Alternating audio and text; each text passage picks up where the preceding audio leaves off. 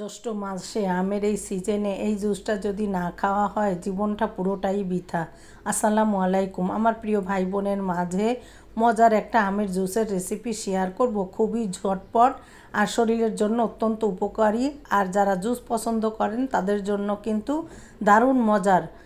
এবার একটা বাটিতে আমি নিয়ে নিয়েছি 2 চামচ তোকমা, যেটা আমি শরবতে ব্যবহার করব। আর এই তোকমাটাও কিন্তু আমাদের শরীরের জন্য অত্যন্ত উপকারী। অল্প একটু পানি দিয়ে 2 গ্লাস জুসের জন্য এখানে আমি 2 চামচ নিয়েছি, নিয়ে ভিজিয়ে রেখে দিলাম। আর এখানে ফ্রেশ আম নিয়েছি। আমটা কিন্তু আমি কেটে ধুয়ে এভাবে নিয়েছি, ভালো করে ধুয়ে এরপরে পিস পিস করে নিয়েছি। একটু বড় করে কেটেছি যেহেতু আমি ব্লেন্ডারে ব্লেন্ড করব, এই কারণে। এবার এখানে আমি লাল চিনি দিয়ে দিলাম 2 টেবিল চামচ পরিমাণ, দিয়ে দিচ্ছি 2 চামচ পরিমাণ গুঁড়ো দুধ। চাইলে এখানে আপনারা লিকুইড দুধটাও ব্যবহার করতে পারেন। এবার দিয়ে দিলাম পানি, দিয়ে আমি ব্লেন্ড করে নিয়েছি। খুবই ঝটপট তৈরি হয়ে গেল আমার মজাদার আমের জুস।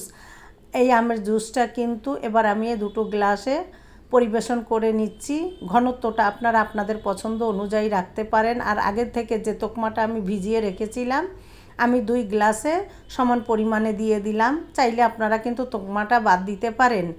এবার আমি এখানে কিছু বরফ কুচি দিয়ে দিলাম, দিয়ে পরিবেশন করেছিলাম। দুপুরবেলায় 12টা 12:30টার দিকে এই জুসটা যে কি স্বাদের, যারা জুস পছন্দ করেন তারা এভাবে একবার বানিয়ে খেয়ে দেখবেন, অনেক বেশি মজার।